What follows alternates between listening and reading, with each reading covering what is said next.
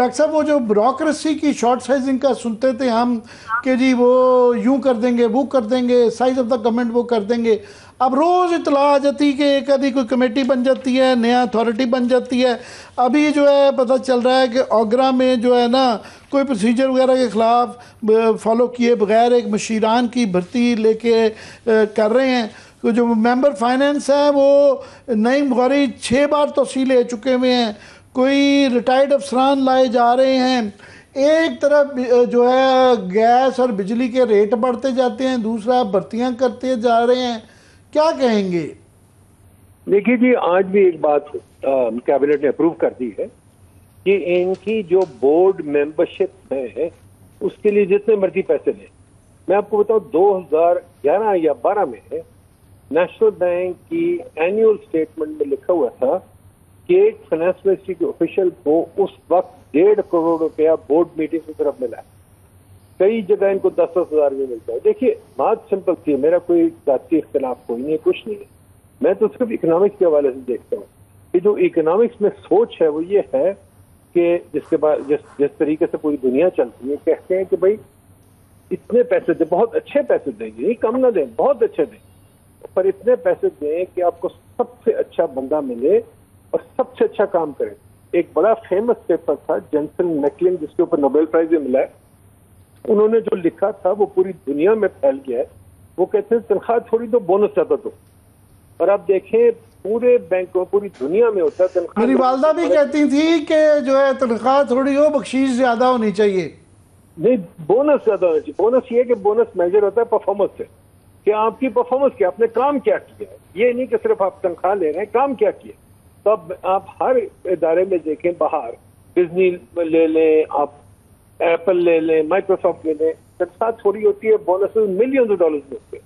तो Maggi Thatcher ने ये कर दिया था वहां बरतानिया में, और उसके साथ फिर ये आपको सबसे अच्छा बंदा भी सिलेक्ट करें।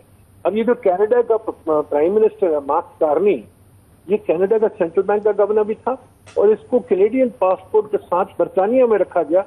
बरतानिया का भी सेंट्रल बैंक का गवर्नर था ये, ठीक है। डॉक्टर साहब बोनस तो तब मिलेगा ना अगर मुनाफा होगा। इनको जो ये बड़े बड़े जो बोर्ड्स के अंदर जो है 20-20, 25-25 लाख रुपया भी कई दफ़ा बना लेते हैं। इस तरह पार्कों में 5,000, आप मुझसे बेहतर जानते हैं, $5,000 मिलते हैं, और वो सिंगापुर में फैमिली के साथ बिजनेस क्लास में जाते हैं कई दफ़ा। और जो है 2-2 मीटिंगें, लंच से पहले एक मीटिंग कहलाती है, लंच के बाद दूसरी मीटिंग होती है, और कई दफ़ा वीडियो मीटिंग के भी जो मिलते हैं। तो वो उसका मकसद ये होता है कि इतनी उनको रिश्वतस्तानी कर दी जाती है कि वो एसओईज का जो हाल हुआ है वो इसीलिए कारपोरेशनें बैठी हैं कि वो बोले ना। बिल्कुल सही, बिल्कुल सही। और आमिर साहब, मैं आपको एक और बात बताऊं, मैं दुनिया सारे पाकिस्तान के सबसे अच्छे लोगों से पूछता हूँ, फॉर एग्जाम्पल सलमान शाह, हफीज पाशा, शाहिद कारदार, सबसे पूछता हूँ तुम कितने बोर्ड पे। कोई अच्छा बंदा किसी बोर्ड पे नहीं। सिटी बैंक का सब बोर्ड पे, ये लोग बोर्ड पे। आई थिंक जो इकोनॉमिक्स हमने सीखा है कि आपको पॉलिटिकल इकोनॉमी में ग्रुप के इंसेंटिव देखने, इंडिविजुअल के इंसेंटिव देखने, और एक ऑर्गेनाइजेशन तब बनती है अगर इंसेंटिव्स आपके ऐसे हो कि ऑर्गेनाइजेशन मुनाफा, जो आपने कहा ना, मुनाफे के साथ लिंक हो। सरकारी ऑर्गेनाइजेशन भी हम मुनाफा बना सकते हैं। हम मुनाफे के 1000 पब्लिक एंटरप्राइज रिफॉर्म के तरीके हैं जिसको हम बनाएं। तो जो पाकिस्तान का सबसे बड़ा मसला है कि हमें अपनी ऑर्गेनाइजेशन ठीक करनी है। हम बरतानवी ऑर्गेनाइजेशन के साथ नहीं चल सकते। और देखिए दुनिया में जितना बड़ा चेंज आ रहा है, देखिए चीन ने क्या कर लिया, पूरी दुनिया से कर रही है। इजराइल इतना सा मुल्क है, 9 मिलियन का मुल्क है, लाहौर से छोटा मुल्क है, उसने पूरे मुस्लिम वर्ल्ड को फतह कर लिया। माना है अमेरिका उसके पीछे है, पर अमेरिका भी उसके पीछे उसकी जहानत की वजह से। हम ये नहीं समझते कि दुनिया में जंग जो है जहानत की। हम जहानत पे जा नहीं रहे, हम सोच रहे हैं कि यार ऐसे ही पैसे कमा लें और गुजारा कर लें। तो मेरा तो ख्याल है ये सोच जो है हमें बड़ी बढ़ानी चाहिए, और इस पर बहुत बात करनी चाहिए, अच्छे तरीके से बात करनी चाहिए। डॉक्टर साहब, मैं बड़ा फॉलो कर रहा हूँ, आप जो है शायद कारदार साहब के साथ जो एक आपने लिखने का सिलसिला शुरू किया है, बड़ा उसको फॉलो करता हूँ। अभी हाल ही में आपने आज खबर आई है कि $38 बिलियन जो है ना वो तरसीलात आई हैं। तो आपने हाल ही में जो आर्टिकल का लुबेलबाब जो मुझे समझ आया, आप ये कह रहे हैं कि जनाब ये मॉनेटरी सिस्टम को जो है ना इन्होंने कंट्रोल किया हुआ है और जाली तरीके से डॉलर के रेट को कंट्रोल करते हैं।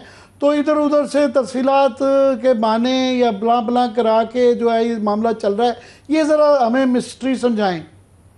देखिए ये बात बड़ी सिंपल है कि लोग भेजते हैं पैसे अपनी जरूरत को, लोग मुल्क के नहीं भेजते, लोग भेजते हैं कि उनके यहाँ बच्चे हैं, उनके भाई बहन हैं, उनके वालिदैन हैं, ये पैसे उनके जो रेमिटेंस में आते हैं ये उनके पास जाते हैं, पहले घर बनाते हैं, फिर अपने को फ्रिज लेते हैं, फिर टीवी लेते हैं, को अपना रहन सहन का तरीका बेहतर बनाते हैं, फिर थोड़ी जमीन खरीद लेते हैं ताकि उनके आगे मुनाफे हैं।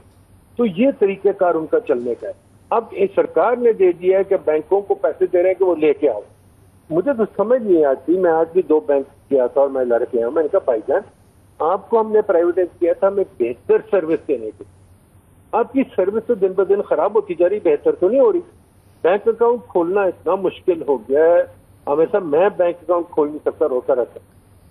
क्रेडिट कार्ड लेना बहुत मुश्किल है, फिर आप कहते हैं डिजिटल पेमेंट है, कैसे होगी? फिर बैंक जो हैं वो हर तरीके से पैसे चूस रहे हैं, आगे आपको रिटर्न नहीं दे रहे। फॉर एग्जाम्पल अभी सब बैंकों ने इस्लामिक बैंकिंग अडॉप्ट कर दी, उसमें 2-3% इंटरेस्ट गिरा दिया उन्होंने। तो जब गिरा दिया तो गरीब लोग बेचारे क्या करें जिन्होंने पैसा रखा हुआ है। तो आई थिंक ये बहुत सारी बातें सोचने वाली। अब एसओई को देखें, अब चीन को देखें, रोज एक नई दरियाफ्त हो रही।